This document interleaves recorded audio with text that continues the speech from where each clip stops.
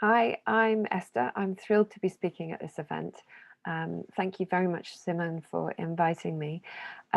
One of the questions that Simone asked this panel to explore was the relationship between place, power, and bodies in ancient magic. And she asked us, how did specific landscapes embody spiritual beings? And this is the aspect I'd like to focus on. And to do this, I'm going to introduce you to some ancient individuals who I think can illustrate for us, through the evidence we have for their lives and their ways of living, some of the ideas I want to bring into this conversation. But before I start there, I want perhaps a little too briefly to set Simone's question and the material I'm going to be looking at in the context of the question of the nature of ancient magic. And think about its relationship to some of the approaches to and ideas about magic and the meaning of magic that are underpinning this project. So in doing this, I'm not trying to limit ideas or put one definition above another, but I want to try to bring our implicit understandings into the foreground a little bit. So it's an attempt through a process of translation from one arena of study and expertise to another arena of study and expertise. It's an attempt to find the commonalities and differences between study of ancient magic and ancient history and the study of and practice of modern magic, with the idea of helping them to communicate with each other. So as I say, this isn't about limiting ideas or putting one definition above another. And I'm sure that there are many in the audience who are much more expert and knowledgeable than me about this. So it's really about the start of that conversation. So I'm going to approach this by thinking about individuals and their lives as well. And I start with my first ancient character, who is a man called Thracillus, who's a Siphnian. And he appears in a speech by Isocrates, who is the famous orator of Athens in the 4th century. And Isocrates was politically active, and he also taught rhetoric, but he started off writing courtroom speeches, and the Aegonauticus is one of these, and it concerns the rightful inheritance of a large sum of money. And in it, the son of Thracillus is defending his inheritance from the claims of a half-sister. So in the course of this speech, we learn about the rags to riches life of Thracillus himself. Now, he'd inherited nothing from his parents, but he'd become the guest friend of a soothsayer called Polymynotos. And he'd become so close to him that Polymynotos, at his death, left him his books on divination and gave him a portion of the property, which is what the legal case is all about. So this is a quotation from the son of Thracillus, and he's explaining that Thracillus had these books, and with these books he practiced the art of divination. He became an itinerant soothsayer. He lived in many cities. He met a lot of women and had children by them. And then when he'd acquired a fortune, he left, leaving many of these women in the lurch. And so what we learn from this is that Thracillus basically made his money on the road, inheriting the soothsaying books. He went around and practiced this art across many cities, and then he returned to the island of Sifnos, and there he finally settled down.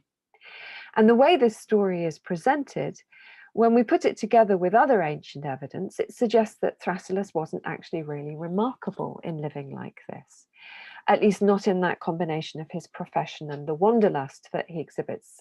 So from a variety of ancient sources, we can glimpse a world full of traveling specialists like this, who based their expertise on various different claims, whether that was how they were trained and the books they'd inherited, or their family connections. So they were son of a famous mythical seer, or whether they had come from a particular region or a city, or indeed if they just had a story that shows that they were particularly divinely favored with, if you like, these divinatory or magical gifts.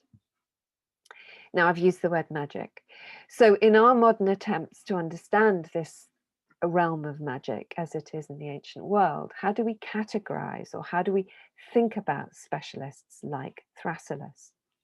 Now, attempts in scholarship up to now have largely focused on the anomalous nature of the practices rather than the people. So how do these activities fit into or alongside our concept, for example, of ancient religion? And it's tempting to draw on more recent ways of thinking about religion and magic and argue that these lone individuals traveling about and selling their specific ritual expertise were basically outside the mainstream modes of worship. And so they resemble the form of the magician that we find, for example, in Marcel Mauss's summary of the character of the magician. So they're isolated, they're secretive, they're shrouded in mystery. This is actually a picture of Abraham Lincoln, vampire hunter, but I thought it kind of fitted the mood. Okay, so if we think of magicians like this, does that mean that this conforms to a contemporary, that is an ancient Greek conception of magic and the magician? And I think if we think about these magic workers like this, we're at risk of a bit of anachronism. Because importantly, when we're talking about the archaic and the classical periods of ancient Greek history, so when these characters were moving around the ancient Greek landscape from city to city, the notion of magic as a set of practices that are identifiable as they are for us, for example, in opposition to religion, isn't just hard to define, it's also really hard to glimpse. So we can certainly see a variety of different ritual activities, but we have to remember that in ancient Greek culture, there's no church, there's no central religious institution providing sort of acceptable forms of worship. So the question of what is to be considered as unacceptable becomes much more a question of specific context, even individual context.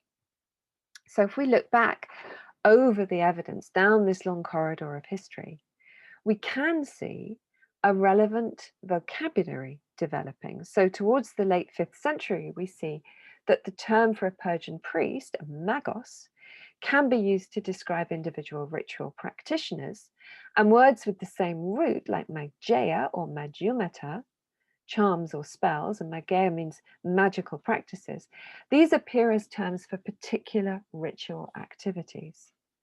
So while many of these get used to indicate an understanding of a serious ritual craft from another culture, but we also find them being used to criticize practitioners and their practices because they're non-Greek, or the user of that term wants to portray those practices as foreign, as other.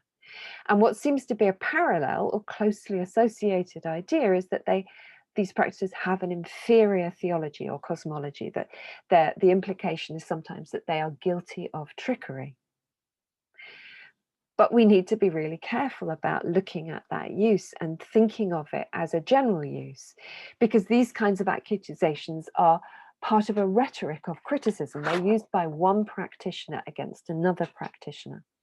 And in fact, that's one similarity between ancient and modern magic, if you like, that this use of terms is sometimes found in the history to as being used to criticize a competing or a threatening ritual activity. Now, as I've said, in ancient Greek cultures, there is no official church, there's no holy book, but that isn't to say that there isn't a status quo. And I've said this somewhere else, but while there is a particular focus on ancient Greek religion as it was practiced in the city-state communities, there's also evidence alongside of a dynamic network of ritual activity among and between individuals and groups, both embedded within the polis or city-state communities and outside the city-states communities. So a lot of the time, these dynamic ritual networks are existing quite peacefully alongside more dominant city-sponsored activities.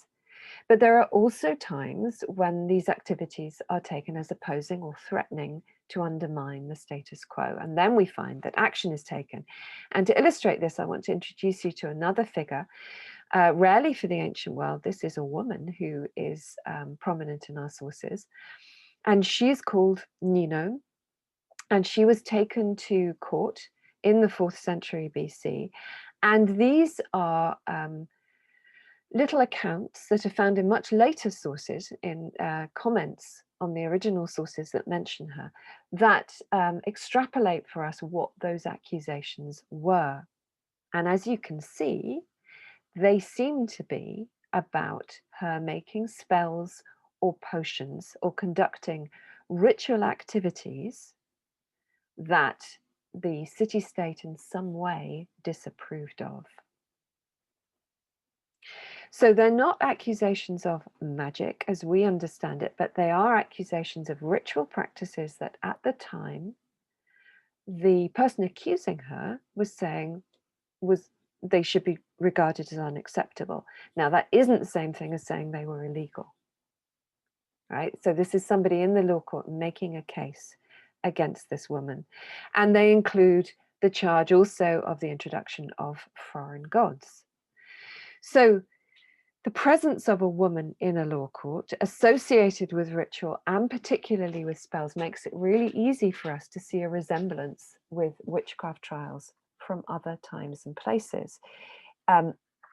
These witchcraft trials in which there is violent othering of particular individuals and their activities. But there also are important differences. And it's really important to understand when we look at Ninon that what she's doing, right, her activities, her ritual activities are no different in their nature to the rituals that the city would usually have no problem with at all. And we know that there were many similar situations at other times where people are founding cult groups or practicing the creation of spells or potions where no court case is introduced. So why is Ninon brought to court? There are many reasons why she might have been put on trial that have been suggested. She may have been a victim of political infighting among men. So she's related to someone who's involved in a political feud.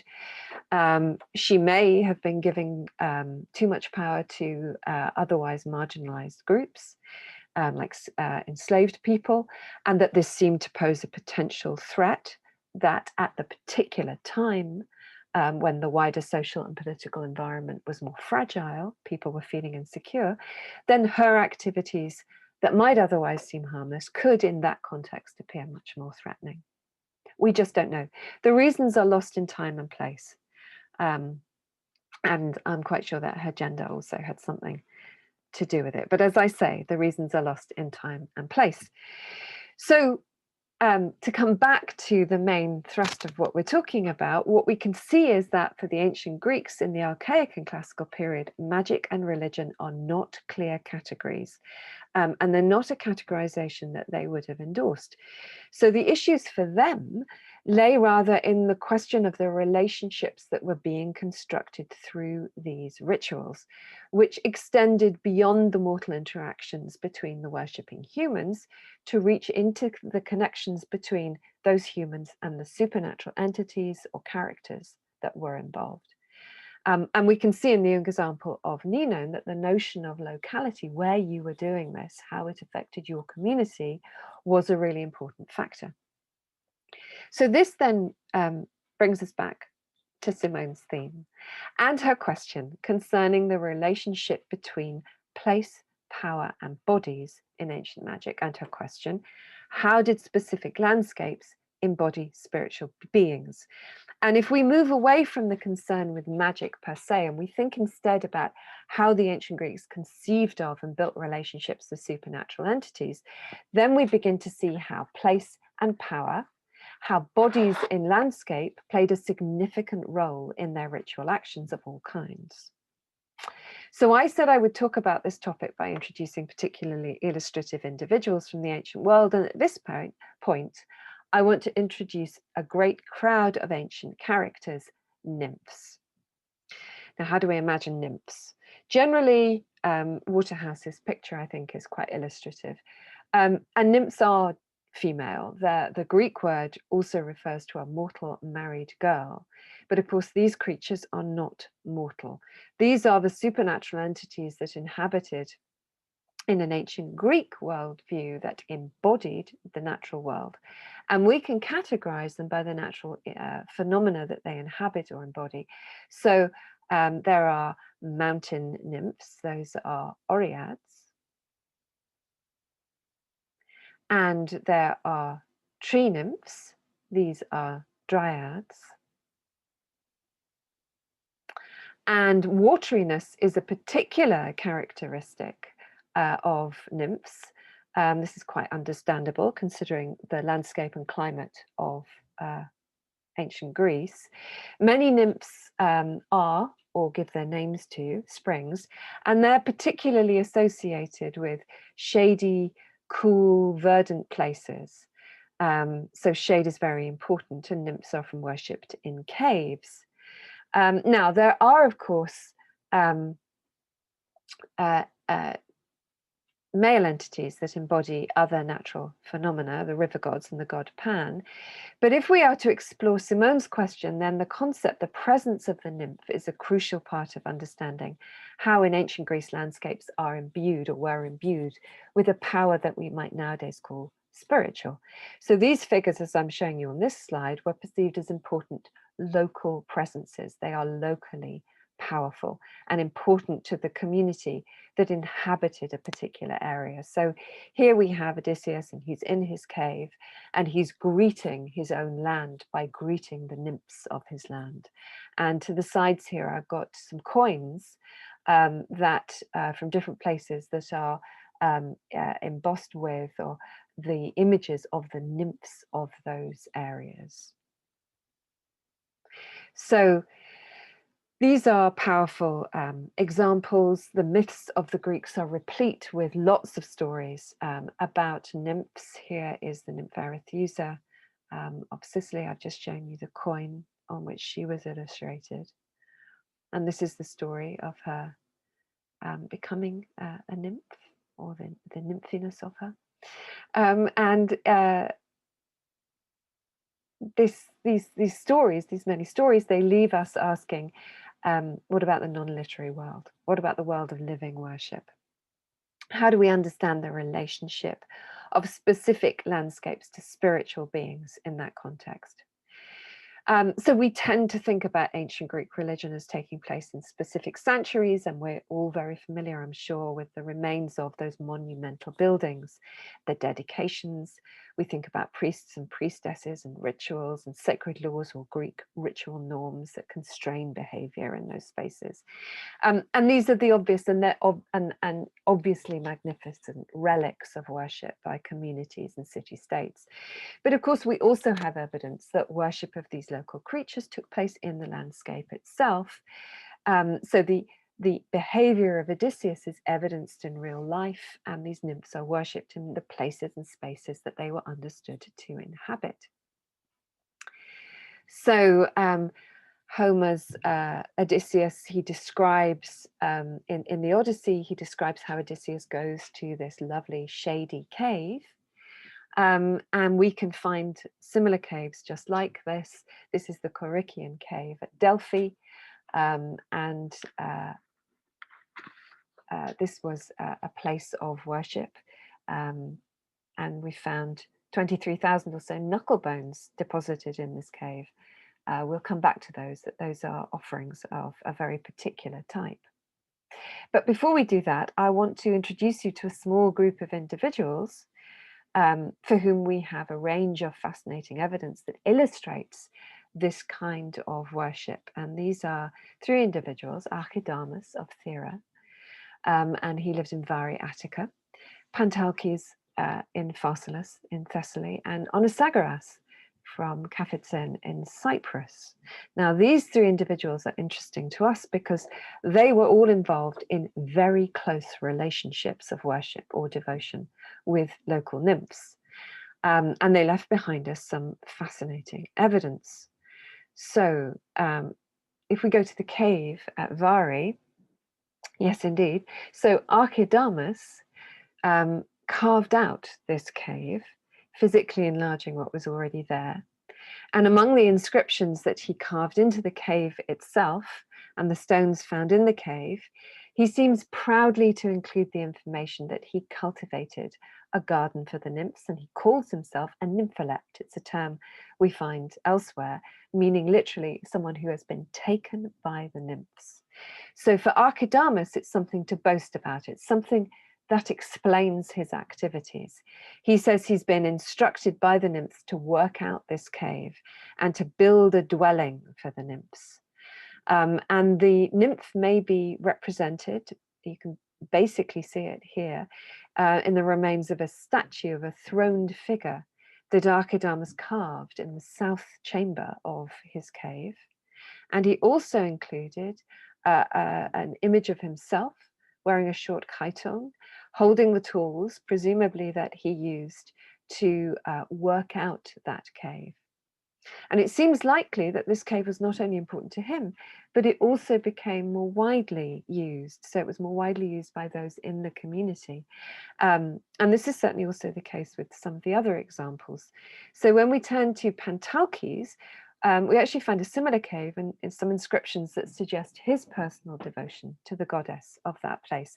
Now, he doesn't describe himself as a Nympholept, but you can see here a poem that he wrote, in which it's slightly later than some of the inscribed statements, but he describes himself in it in detail, his activities, his relations with the nymphs, and the kind of cult worship that he encouraged there. And similar cult worship seems to have been in the place in our third example, in Kafits in Cyprus. Now, during a period of 8 years, there a place of a number of dedications were made to the local nymph, who was called the Nymph on the Conical Hill. And these were gifts that were brought by members of a local group, perhaps a commercial and or a ritual organization, we're not sure. The majority were made by this man, Onisagoras, and he seems to have held a particular cult role for the group. Now, in many ways, this seems to differ from the seemingly much more lonely activities of Archidamus, but there is one commonality, which is on some of the gifts, on some of the pots that were brought as gifts, by Onisagoras and others, we find images of this frontal head, which you can see on the slide here. Some of these heads were bearded, some aren't. And we have to wonder if, like Archidamus carving himself into the wall of the cave, is this an image of Onisagoras carved into the texture of these gifts? Now, the question of what is going on here, we can actually find some answers, and we may find them in one of its most famous thinkers and writers, and that is the writings of Plato in capturing the dialogues of Socrates. And in one of them, the Phaedrus, Socrates is visiting the idyllic area of the Ilissus. And we know what this looks like, and also how he thinks about it in a description of it. And we can see it's a very charming place.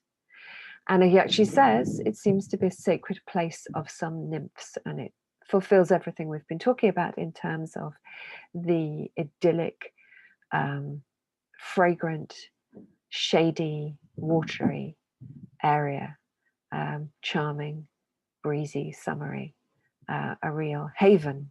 And this is where we find Socrates.